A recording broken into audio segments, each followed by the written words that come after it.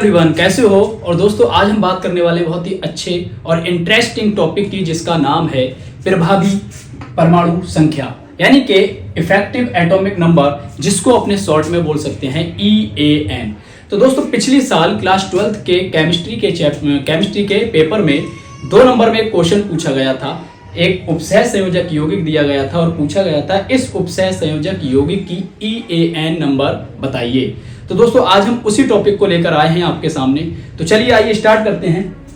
प्रभावी परमाणु संख्या, इफेक्टिव एटॉमिक नंबर, जिसका फॉर्मूला होता है सिंपली EAN बराबर Z माइनस ऑक्सीडेशन संख्या प्लस 2 इंटू CN।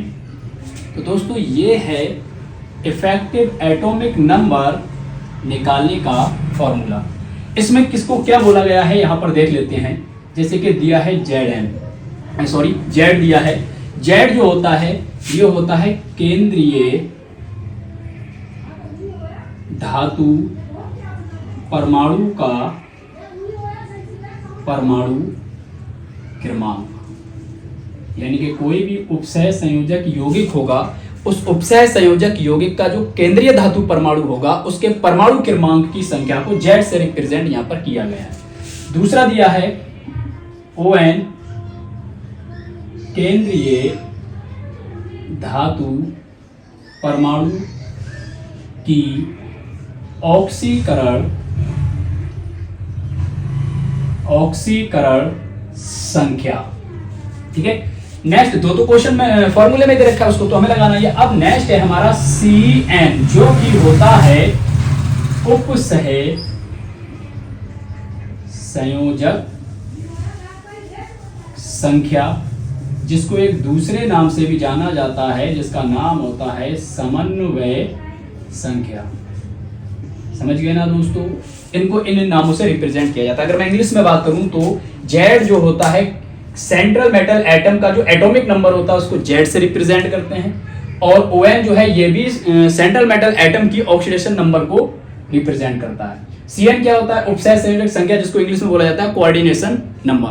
तो ये है हमारी इतनी चीजें जो फॉर्मूले में दे रखी हैं। तो चलिए अब हमें ये देखना है कि अगर कोई भी उपसह संयोजक यौगिक दिया है तो उसका EAN नंबर किस तरीके से फाइंड किया जाएगा।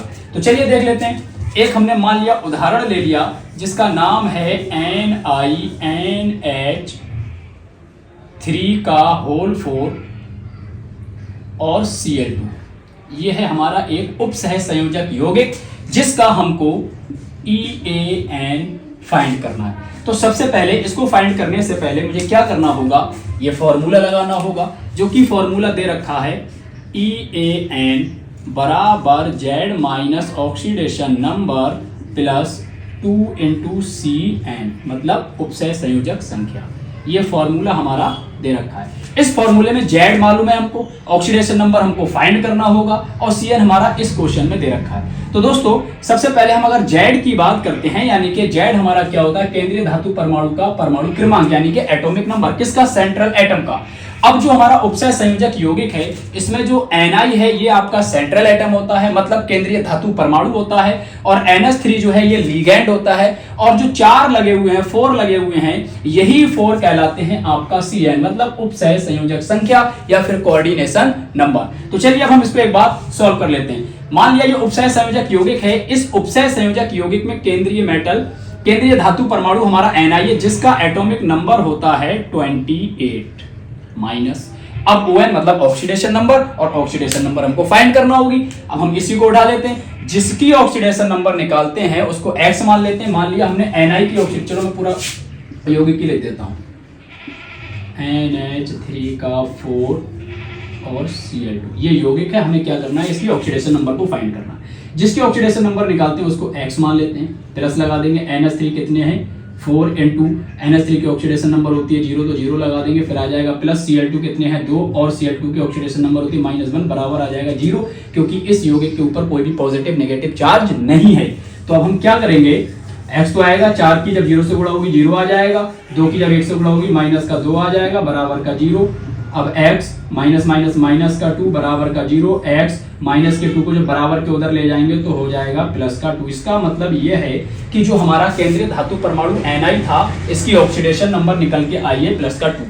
अब जो ऑक्सीडेशन नंबर प्लस का 2 निकल के आई है, हम क्या करेंगे, ऑक्सीडेशन नंबर की जगह पर लगा देंगे कितना, प्लस का 2 लगा देंगे। तो हमने लगा दिया प्लस का 2 प्लस 2 हैं फॉर्मूले में लगे रहेंगे Cn। अब बात आती है Cn बोले तो उपसहज संयोजक संख्या, मैंने बोला जो ये 4 संख्या बोला जाता है, और इसको हम कितना लिखेंगे, अब 4 लिखेंगे। तो होगा क्या, 28 में से जब 2 जाएंगे 26 बचेगा, प्लस 2 की जब 4 से मल्टीप्लाई करेंगे 8 हो जाएगा। जब हम इन दोनों को ऐड करेंगे तो लगभग हमारा 34 हो जाएगा। इसका मतलब हुआ ये EAN नंबर कितना निकल कर आया, 34 निकल कर आया। और दोस्तों यही हमारा आंसर है।